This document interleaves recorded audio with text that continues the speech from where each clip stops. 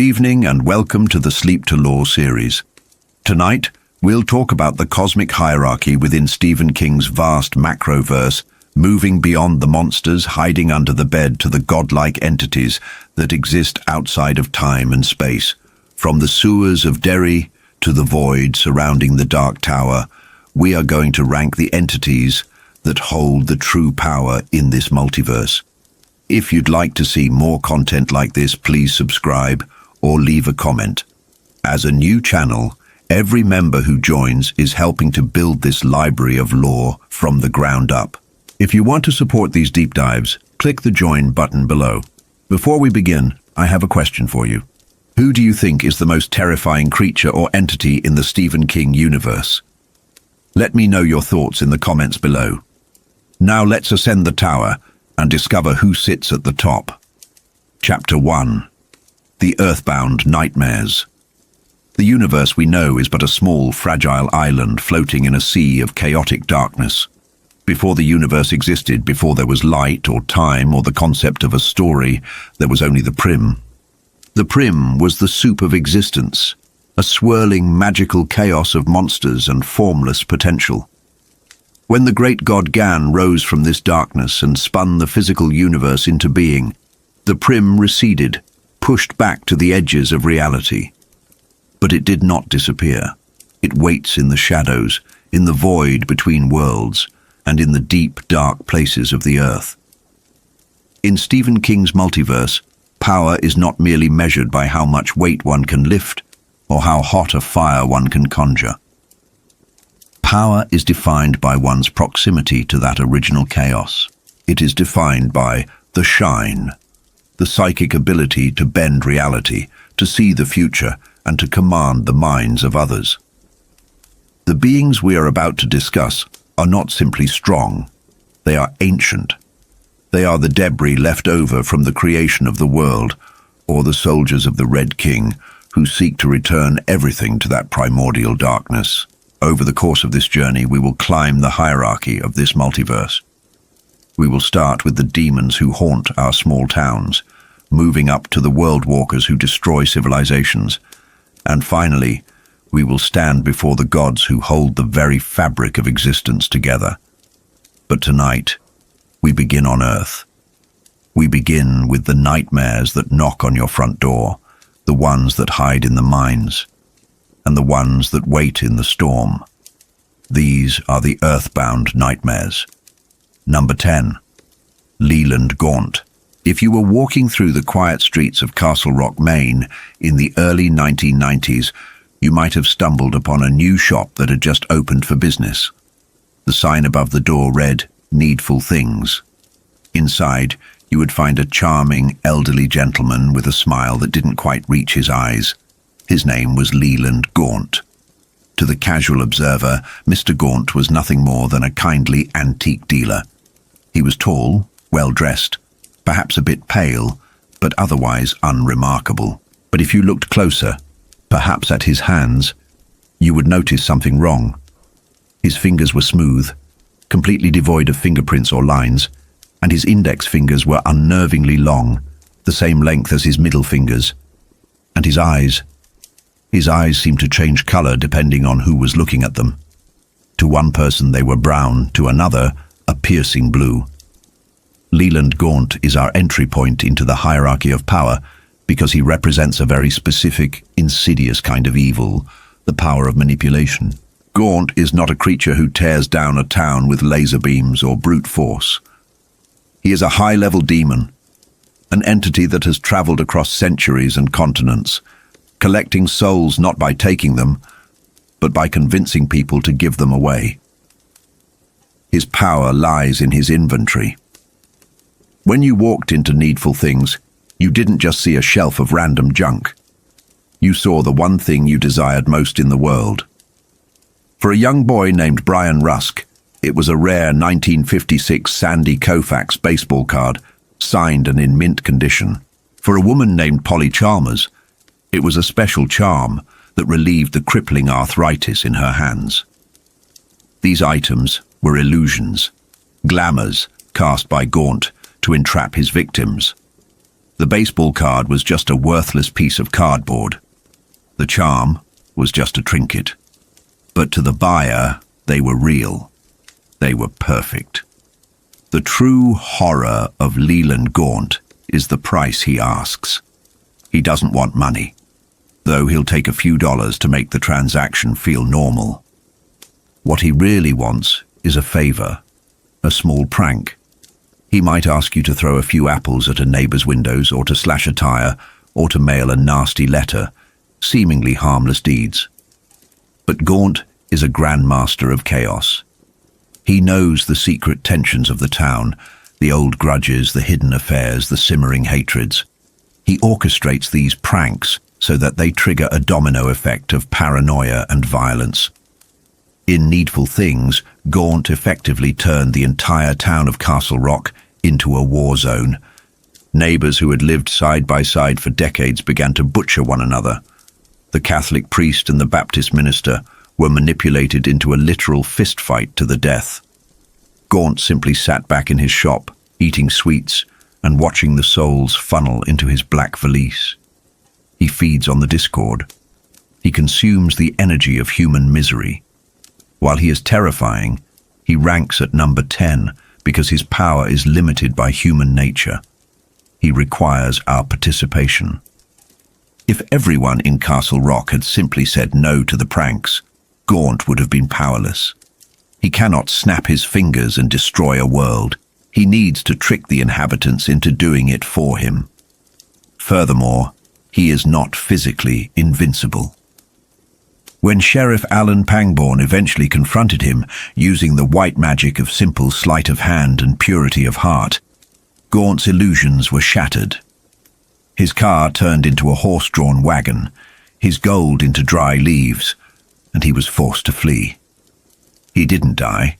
Entities like Gaunt are seemingly immortal, but he was banished. He packed his bags and moved on to a town in Iowa called Junction City to open a new shop called Answered Prayers. He is the eternal salesman, a lower-tier demon in the grand scheme of the King Multiverse, but a devastating force to any human who shakes his hand. Number 9. Tak. If Leland Gaunt is the subtle knife that dissects a community, our next entity is the blunt hammer that smashes it to pieces. Deep in the deserts of Nevada, buried inside an ancient mine called the China Pit, lived a spirit known as Tak. Tak is a Waisin, a term from the language of the dead that translates roughly to an extra-dimensional spirit. Unlike Gaunt, who can walk around in a human-like shell of his own making, Tak is pure energy. He is a red, chaotic spirit, trapped in the dark places of the earth.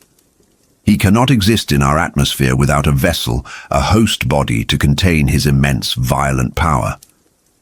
We encounter Tak primarily in the novels Desperation and The Regulators.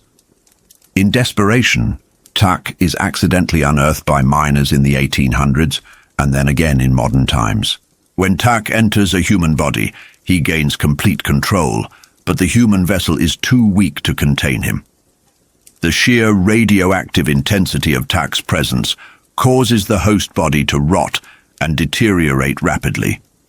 A possessed man might look normal for a few hours, but soon he begins to bleed from the eyes, his skin grays and sloughs off, and he essentially explodes from the inside out. This forces Tak to constantly jump from body to body, using them up like disposable batteries. In Desperation, Tak possesses a massive police officer named Collie Entragian. Through Entragian, we see the terrifying extent of Tak's powers. He has superhuman strength, capable of ripping cell doors off their hinges and snapping necks with ease. He can control the local wildlife. Coyotes, spiders, scorpions, and buzzards all obey his mental commands, acting as living vessels for his evil. He uses them as spies and sentries to patrol the borders of the town, ensuring no one leaves. But what makes Tak truly fascinating in the lore is his voice. When Tak speaks through a host, he often slips into the language of the dead. He uses words like Abala, referring to the Crimson King, Kantar, little gods, and Kantak, big gods. This language links him directly to the wider mythology of the Dark Tower. While Tak acts independently, a rogue agent of chaos, his speech suggests he originates from the spaces near the Dark Tower, perhaps from the Prim itself. He is not a sophisticated planner like Gaunt. He is a force of sadism. He enjoys physical torture and the terror of the hunt. Tak is ranked number 9 because despite his ferocity, he is bound by severe limitations. He is trapped in a specific geographic location, the area around the mine. He cannot leave the Kantar, the statues that anchor him, too far behind. If he is caught without a host body, he is vulnerable, merely a smoke-like spirit that can be dispersed or trapped again. In the end, a young boy with a connection to the white, god Gan, was able to defeat him by exploiting these limitations. Tak is a rabid dog of the multiverse, deadly if you are in his yard, but unable to chase you beyond the fence. Number 8. Dandelo. As we move to number 8, we leave the familiar setting of Earth and travel to the End World, specifically to the desolate lands of Empathica, just a short distance from the Dark Tower itself. Here, in a cottage on a road called Odds Lane, lives a creature named Dandelo. To understand Dandelo, we must understand the nature of psychic vampires. In the King multiverse, there are creatures that feed on food, and there are creatures that feed on emotion. Dandelo is an insectoid creature from the Prim who disguises himself as a human to lure in weary travelers. When Roland Deschain and Susanna Dean encounter him in the Dark Tower 7, he appears as Joe Collins, a friendly, talkative old stand-up comedian. Dandelo's power is a dark mirror to the most famous monster in Stephen King's canon, Pennywise. In fact, the text strongly implies they are of the same species. Roland notes that Dandelo is a creature of the Prim, just as it was. But where Pennywise fed on fear and salted the meat with terror, Dandelo feeds on laughter. He captures travelers, brings them into his magically disguised home, and tells them jokes. He gets them laughing, hysterical, uncontrollable laughter. As they laugh, he drains their life essence. He sucks the emotion right out of them until they are hushed, empty husks, and eventually, they die. His power of reality warping is significant. His cottage on the outside looks like a shack, but on the inside, it is a sprawling, comfortable home with electricity and endless food. This is a glamour, identical to the way Pennywise transformed the Neibolt Street house or the way Leland Gaunt made junk look like treasure. Dandelo also kept a prisoner in his basement, Patrick Danville, a mute artist with the power to alter reality with his drawings. The fact that Dandelo was strong enough to keep a reality warper like Patrick subdued for years speaks to his immense psychic strength. However, Dandelo ranks at number 8 because he is smaller, pettier, and less ambitious than his famous brother Pennywise. Pennywise consumed entire worlds and hibernated for decades. Dandelo is a hermit living on the side of the road, waiting for scraps. He is a scavenger. When Susanna Dean realizes the truth, discovering a note from Stephen King himself that reveals Odds Lane, when the S is removed, is an anagram for Dandelo. She is able to kill him with a simple gun. She shoots him in the face, shattering his human disguise and revealing the hideous insect-like monster beneath. While his lineage is ancient and his powers are cosmic, his ambition was low, leading to a rather pathetic end for a creature of the Prim. Number 7. André Linoge. Number 7 brings us back to Earth, but to a being far more dangerous than a simple shopkeeper or a mine spirit. We travel to the small island of Little Tall, Maine, during the storm of the century. Here we meet André Linoge.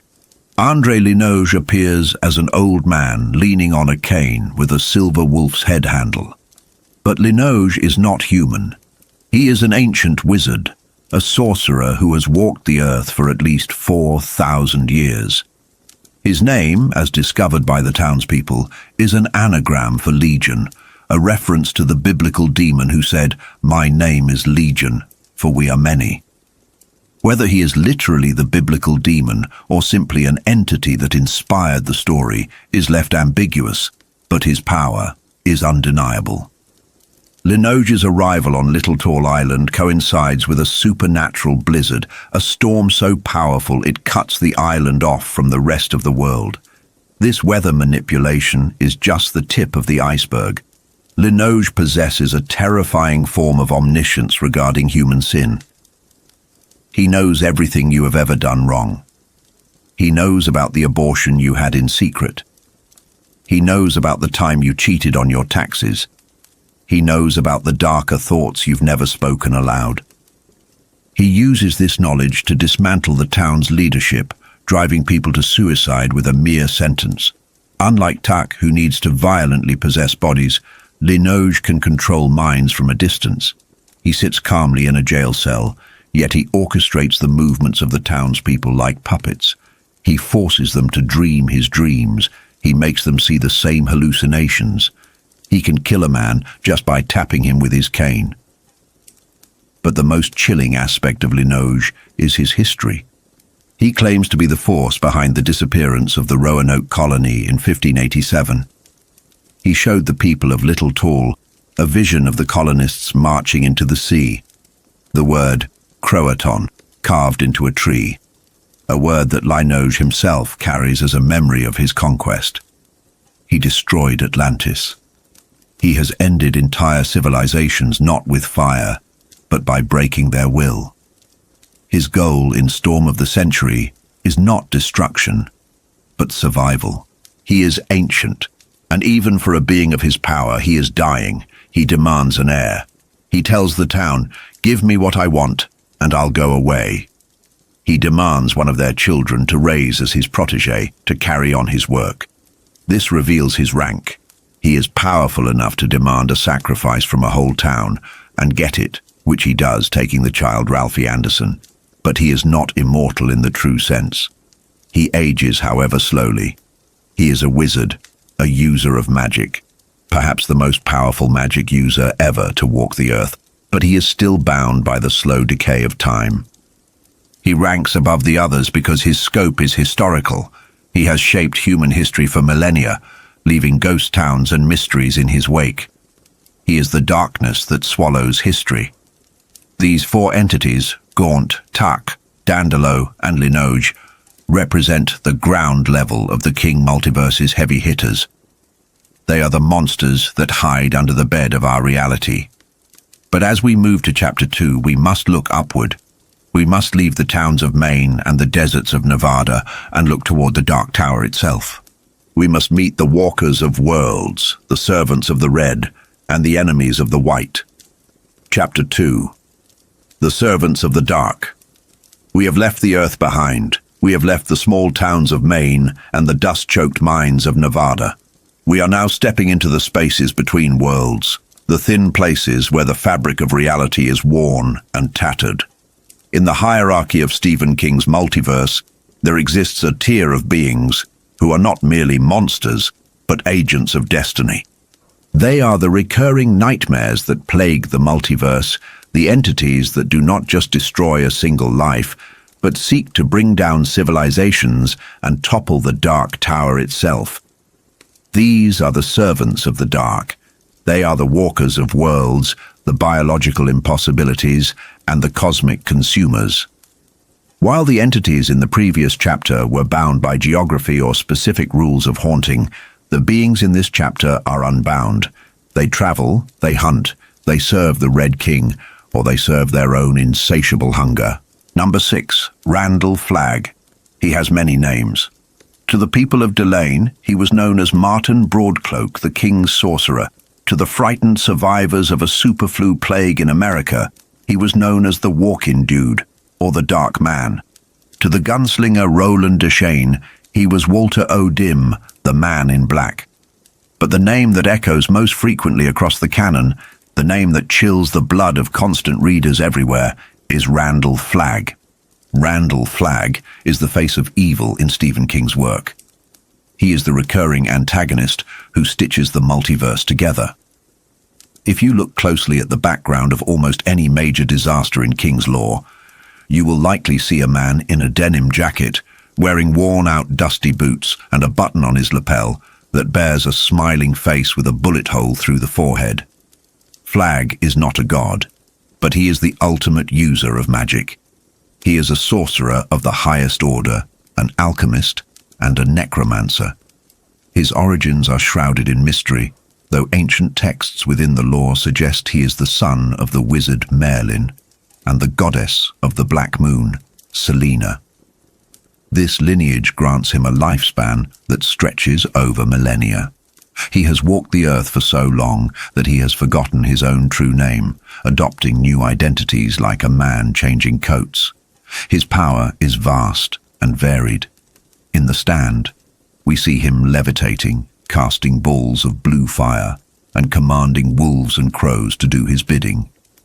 He possesses the dimming ability, a form of magic that allows him to become unnoticeable, to fade into the background, or to cloud the minds of those around him. He can travel between worlds, slipping through the doors that connect realities. In the kingdom of Delane, he destroyed the royal family not with brute force, but with poison and whispers, turning a prosperous kingdom into a ruin of fear. But Flag's true power is his charisma. He is the ultimate demagogue.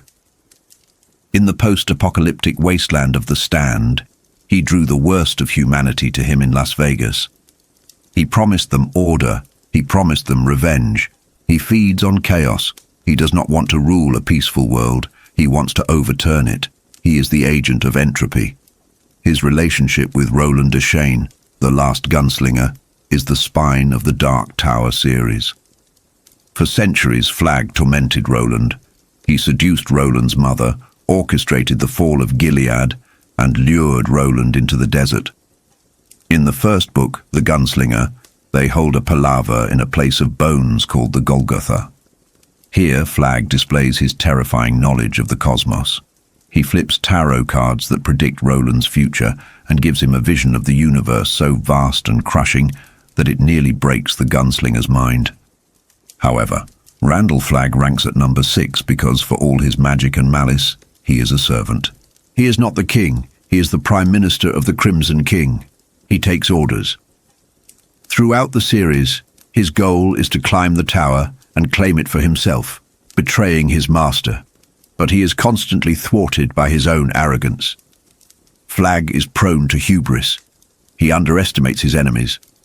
In the Stand, he was defeated not by a stronger wizard, but by the simple faith of a few humans and the chaotic mistake of the trash-can man bringing a nuclear warhead to his doorstep.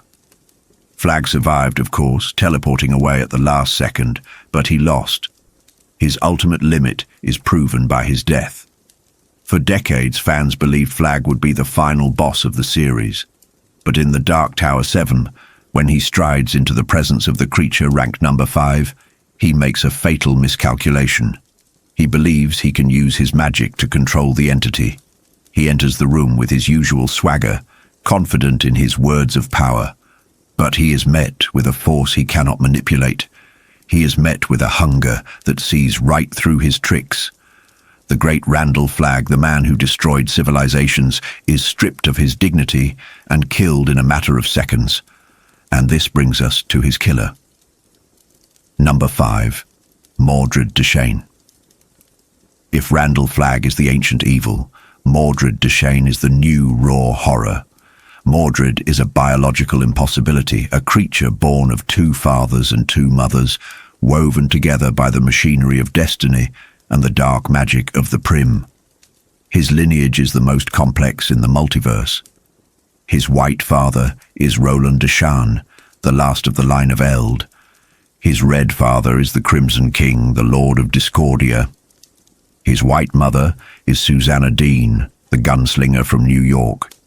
His red mother is Mia, a succubus spirit from the Prim, who possessed Susanna's body to carry the child to term. Mordred was born in the Fadic Dogan in the Endworld, and his birth was a scene of absolute carnage. He did not come into the world as a helpless infant. He was born with a full set of teeth and a hunger that defied physics. Within moments of being born, He transformed. This is Mordred's primary power. He is a shapeshifter.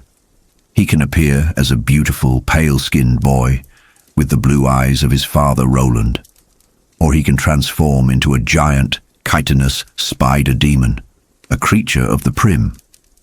His first act of life was to kill his mother, Mia. He did not just kill her, he consumed her.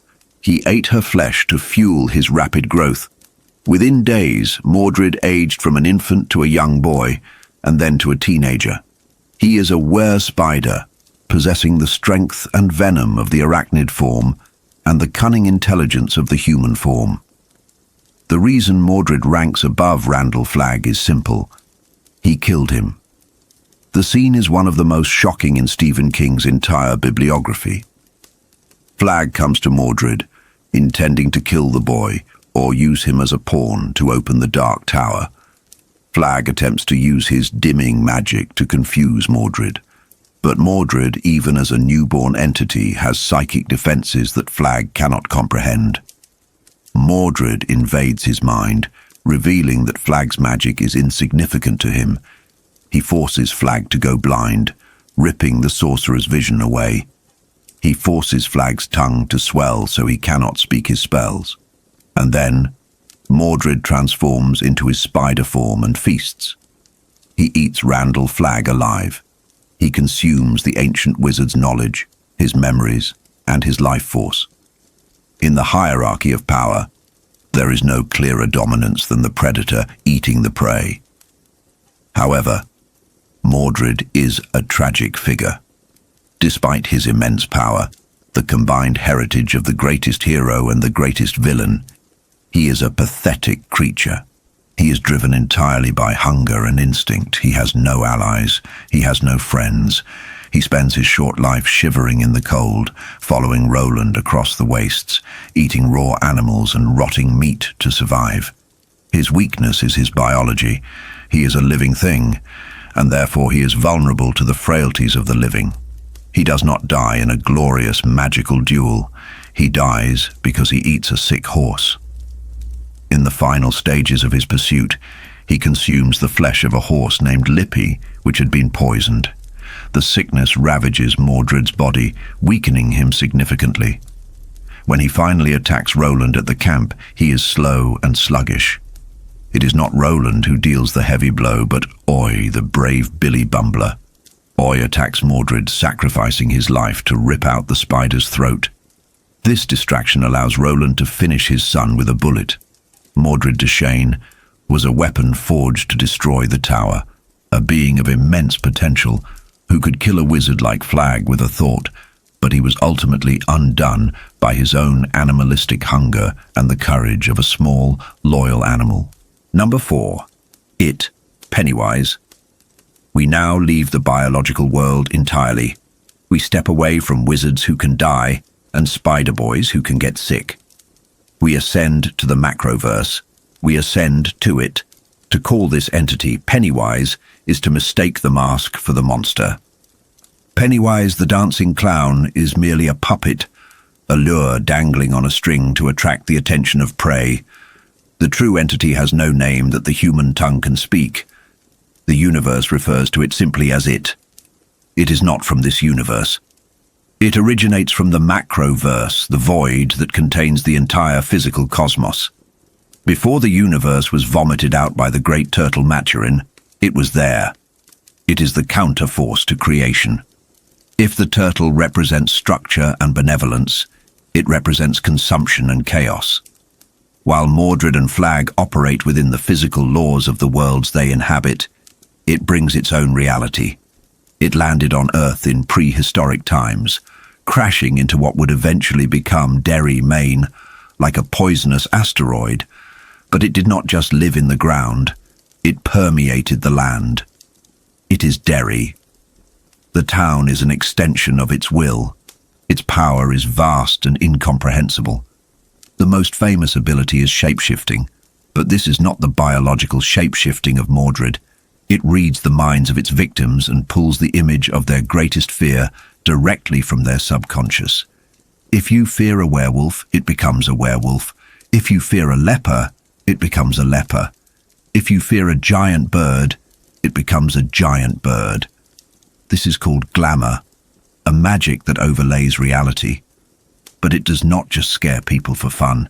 It feeds on imagination and emotion. It prefers children because their fears are simple and their imaginations are potent. As Pennywise explains, frightening the victim salts the meat. The chemicals of fear make the soul taste better. Why is it ranked number 4 above the Son of the Crimson King? Because it is a cosmic constant. It is functionally eternal.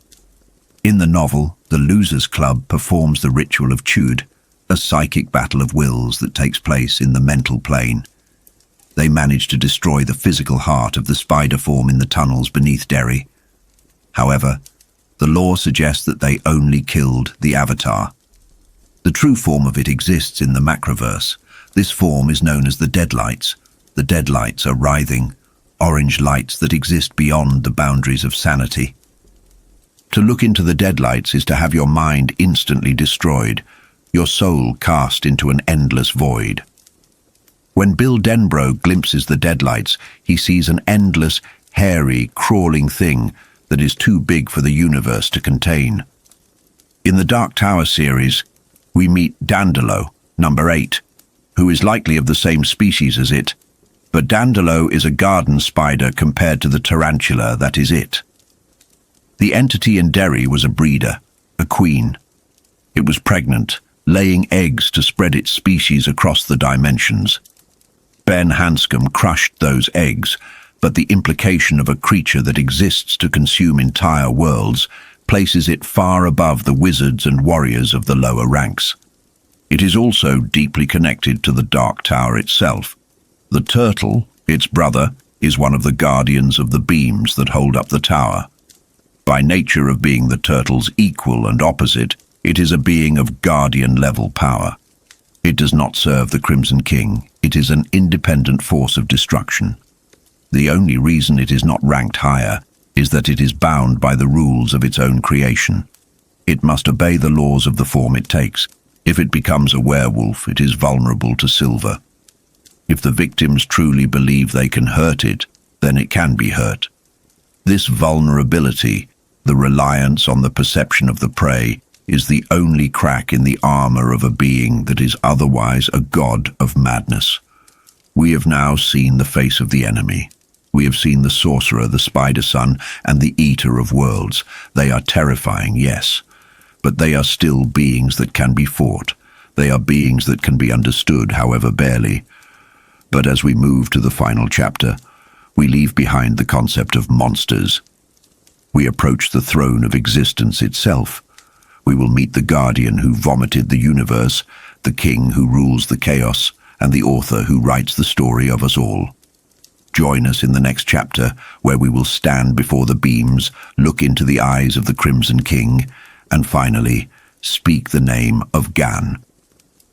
Chapter 3. The Cosmic Pantheon. We have climbed the mountain of nightmares.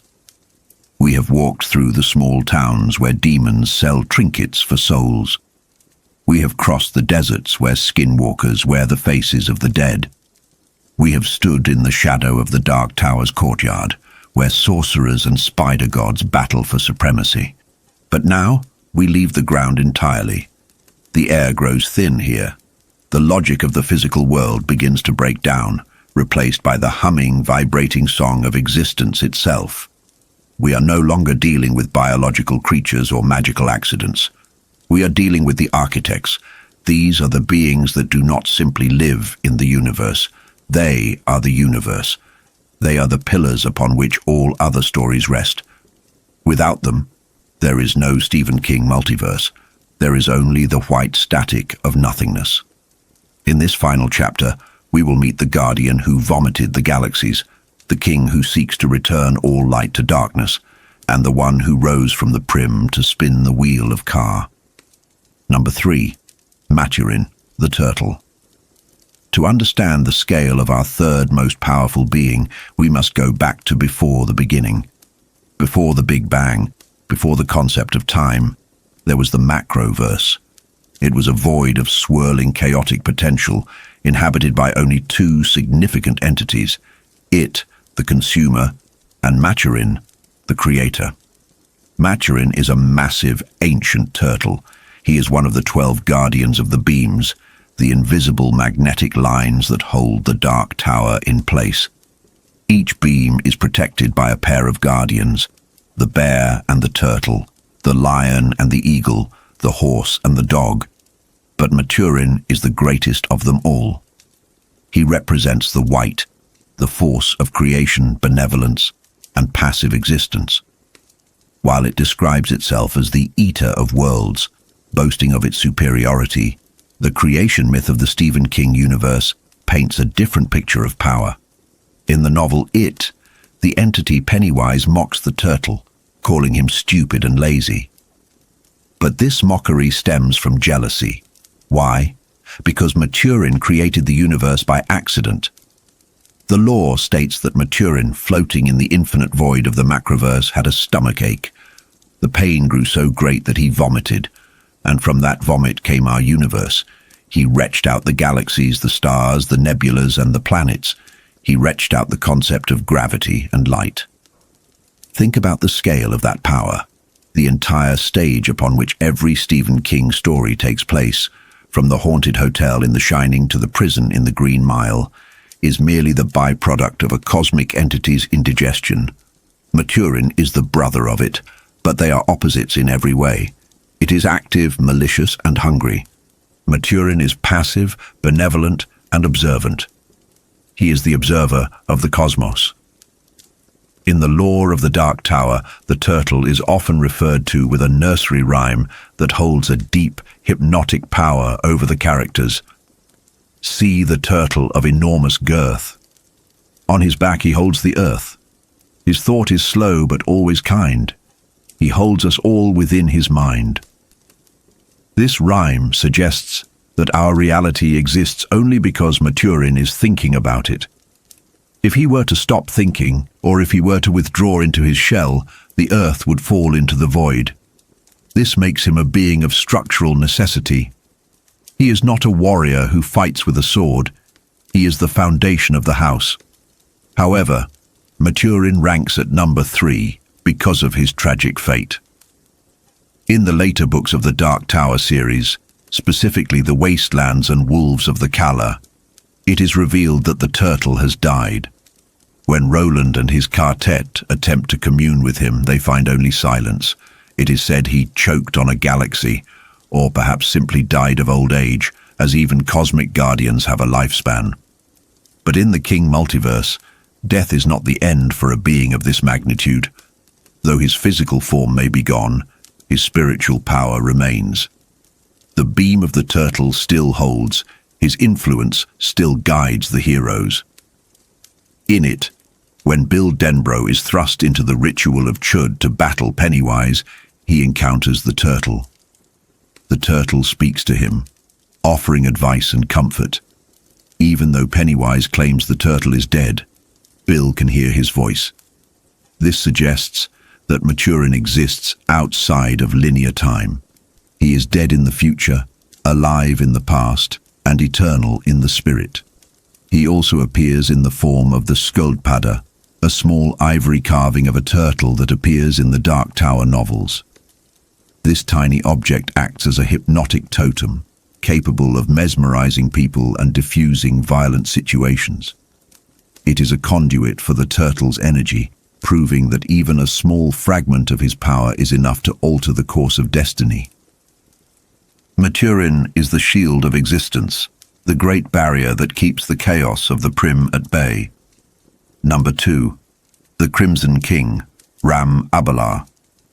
If Maturin is the shield, the Crimson King is the hammer that seeks to shatter it. We have spoken of his servants, Randall Flagg, the Man in Black, and Mordred, the Spider Prince. Now we meet their master. We meet the ultimate antagonist of the Stephen King multiverse. His names are many. To the low men in yellow coats, he is the Abalar. To the ancient texts, he is Los. To the terrified breakers in the Devartoy, he is the Kingfish. But to the world, He is the Crimson King. The Crimson King is not a simple monster. He is a dark god of madness and entropy. His goal is singular and terrifying. He wishes to destroy the Dark Tower. If the tower falls, the beams will snap, the multiverse will collapse, and all of reality will be submerged back into the Prim, the primordial chaos of magic and monsters. In this darkness, the Crimson King intends to rule supreme. His origin story ties him directly to the hero, Roland Deschain. The Crimson King is the offspring of Arthur Eld, the ancient king of all world, essentially the King Arthur of this universe, and the Crimson Queen, a demon of the Prim. This makes him a half-breed in the most potent sense. He has the royal blood of the line of Eld, granting him the right to enter the tower, and the chaotic blood of the Prim, granting him immortality and dark magic. In a twisted way, he is Roland's great-uncle, the dark shadow of the gunslinger's noble lineage. For centuries, the Crimson King has orchestrated the downfall of civilization. He was the whisper in the ear of the traitors who destroyed Gilead. He was the general who commanded the armies at the Battle of Jericho Hill, where the last of the gunslingers fell. He is the reason the world has moved on. He does not just want to kill people, he wants to kill time, logic, and light. His power is immense. He controls the Breakers, a collection of powerful psychics, including characters like Ted Brottigan from Hearts in Atlantis and Dinky Earnshaw from Everything's Eventual, whom he imprisons to mentally chip away at the beams. He can project his will across the multiverse, influencing events in Keystone Earth, our world, and all worlds simultaneously. He is a shapeshifter, often appearing as an old man with white hair and blood-red eyes, or as a giant spider, reflecting the form of his son Mordred and the creature It. However, by the time Roland reaches the Dark Tower in the final book, the Crimson King has succumbed to his own nature. He has gone insane. The weight of his own evil and the long centuries of waiting have shattered his mind. He is trapped on a balcony of the Dark Tower, locked out of the central room. He is undead, having committed suicide by swallowing a spoon, yet he cannot die. He is a Lich King, a raving lunatic screaming into the wind. His arsenal in the final battle is bizarre and terrifying.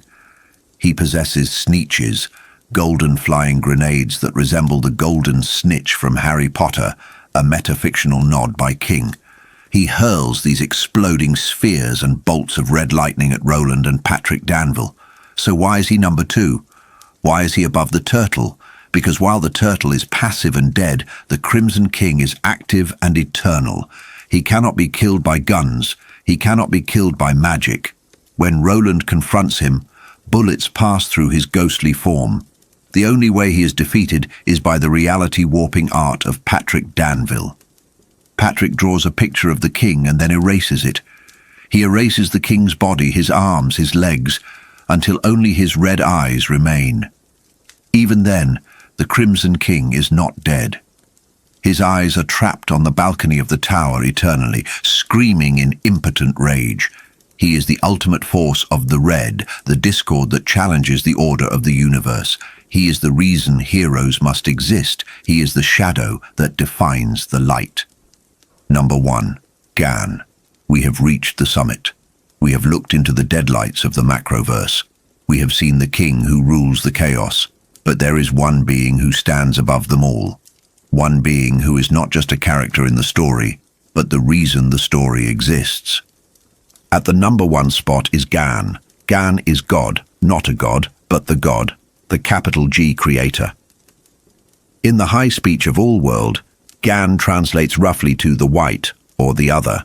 He is the benevolent force that rose from the Prim at the dawn of time and spun the universe into existence. The Dark Tower is not just a building. It is the physical body of Gan. The tower is the axis upon which all worlds spin, and Gan is the spirit inside that axis. He is the binding force of existence. If the Crimson King represents the desire to return to chaos, Gan represents the will to exist, to grow, and to tell stories. We rarely see Gan directly, because a human mind cannot comprehend him. To look upon Gan would be to look into the sun. However, his presence is felt throughout the entire Stephen King canon. In it, during the ritual of Chud, Bill Denbrough feels a presence behind the turtle. The text says, "And there was another." The turtle must have had a maker, a force of such benevolent power that it could not be comprehended. This other is Gan. He is the one who empowers the heroes. When a character gets a sudden hunch that saves their life, that is Gan. When the cadet finds exactly the right tool they need on the side of the road, that is Gan. He is the author of destiny. In the final moments of the Dark Tower series, when Roland finally enters the tower and climbs the stairs, he is essentially walking inside the body of God. The rooms of the tower contain the artifacts of Roland's life, showing that Gan has been watching him every step of the way. Gan is the voice that whispers, "I am the tower, and the tower is me." But perhaps the most powerful aspect of Gan is his metafictional nature. In the lore, Gan speaks through the Stephen King character, who appears as a character in the books. Gan uses Stephen King as a scribe. The writer enters a trance and writes the stories of the gunslinger, believing they are fiction, but in reality he is channeling the truth of the multiverse from Gan's mind. This places Gan at the absolute top of the hierarchy because he controls the narrative. The Crimson King can scream and fight, but he is just a character in Gan's story. The turtle can vomit the universe, but he is just a pet in Gan's garden. Gan is the connection between the fictional world and the real world. He is the concept of creativity itself. He is omnipotent, omnipresent, and omniscient. Gan is the white. He is the purpose. He is the reason the tower stands. And as long as the tower stands, the story continues. And so, we have ranked the 10 most powerful beings in the Stephen King multiverse. From the small-town manipulator Leland Gaunt to the infinite creator Gan, we see a clear structure to this universe. It is a ladder of transcendence. At the bottom, we have the physical monsters, the ones who need bodies, who need towns, who need fear. Above them, we have the travelers, the ones who walk between the raindrops of reality, serving the greater powers. And at the top, we have the cosmic struggle between the red and the white, the chaos of the Prim, and the order of the tower. This hierarchy is more than just a power-level list. It is a map of Stephen King's imagination. It tells us that evil is real, that it is ancient, and that it is organized. But it also tells us that there is a force of good that is even older. It tells us that while the Crimson King may scream in the darkness, the tower still stands, the turtle still watches, and the story still goes on. The multiverse is vast, constant reader. There are other worlds than these. There are other monsters we have not named, and other heroes we have not met. But for tonight, the door to the Dark Tower is closing. The fire is dying down. The wind is settling across the Cancar No Ray. Sleep well, dream of the rose, and may you find your own path to the clearing at the end of the path. Long days and pleasant nights.